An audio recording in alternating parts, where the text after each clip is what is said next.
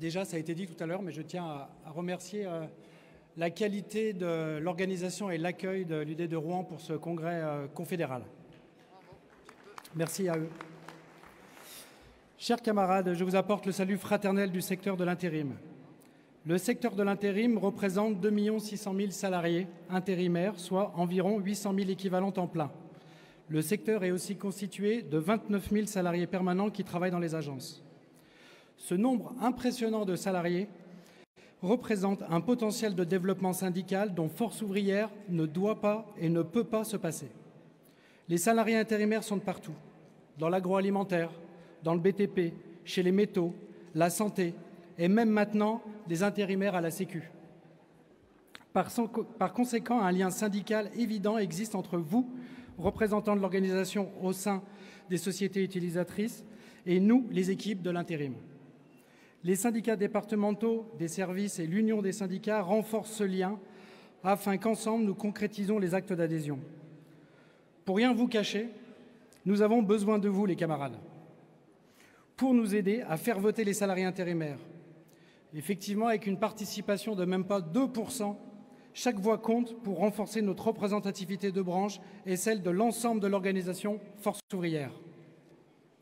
Il y a 4 ans, j'étais venu vous demander de l'aide pour les élections et je remercie les nombreux camarades qui nous ont aidés. Mais faire voter un intérimaire qui est loin des syndicats et très peu concerné, effectivement, c'est difficile. Nous avons perdu la représentativité dans 3 grosses entreprises de travail temporaire, Randstad, Manpower et Crit Intérim. Pour exemple, chez Randstad, nous n'avons pas atteint les 10%, car sur 103 000 inscrits, il y a eu seulement 2 500 salariés qui ont voté et nous avons perdu la représentativité à 4 voix. 4 voix. Ouais, c'est rageant. Mais en 4 ans, nous nous sommes implantés chez De Richebourg Intérim, Partenaires et Oxygène. C'est le côté positif. Nous avons besoin d'avoir une représentativité de branche solide, car nous avons un patronat de l'intérim de l'autre côté de la table complètement décomplexé, adoubé par Macron, un lapsus, par Macron. Vous savez, le président des riches qui adore ce modèle économique ultra-libéral de l'intérim. On prend un salarié et on le jette aussitôt sans contrainte ni sanction. Le modèle économique de la flexibilité des travailleurs. Enfin, l'agilité, comme aime le dire le grand patronat maintenant. Ce même patronat qui a créé en 2013 le CDI intérimaire. Vous vous souvenez du CDI intérimaire? J'en avais déjà parlé la dernière fois. C'est un contrat que signe le salarié intérimaire avec son agence de travail temporaire.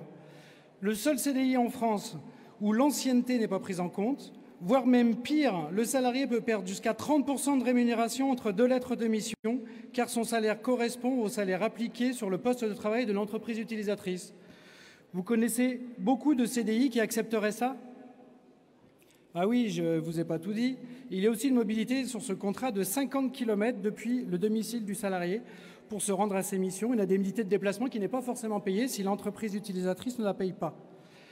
Et si le salarié refuse ses lettres de mission alors qu'il est en CDI, il est licencié pour cause réelle et sérieuse. C'est surtout un contrat très rentable pour les entreprises de travail temporaire. Vu le grand nombre de salariés en CDI mécontents qui nous contactaient à longueur de journée, FO Intérim a demandé l'ouverture d'une nouvelle négociation qui s'est terminée le mois dernier. Une déception, mes camarades. Résultat, au lieu des 50 km de mobilité, ils ont lâché 40 km de mobilité. Au lieu des 50, tout ça dérogeable à la hausse au moment de la signature du contrat. Bon, vous remarquerez qu'en 10 ans, on a gagné 10 km, ça fait à peu près 1 km par an. Voilà. En signant ce contrat, les salariés acceptent maintenant d'être délégués sur 5 métiers différents au lieu de 3 auparavant, avec une durée maximum de 36 mois par lettre de mission. En gros, un accord moins 10 ans qu'en 2013. FO n'était pas signataire en 2013 et ne sera pas pour cet accord au rabais. Par contre, les signataires de 2013, eux, signent toujours la CFDT, la CFTC et la CFE. Donc, si un intérimaire vient vous voir pour lui proposer et qu'on lui propose un CDI intérimaire, s'il vous plaît, donnez-lui mon numéro de téléphone, je lui expliquerai un petit peu l'envers du décor de ce contrat. Aujourd'hui, lorsqu'un salarié intérimaire nous contacte, celui-ci est déjà sur le départ, se demande s'il percevra ses indemnités de fin de mission ou l'assister à un entretien préalable. Malheureusement, c'est trop tard.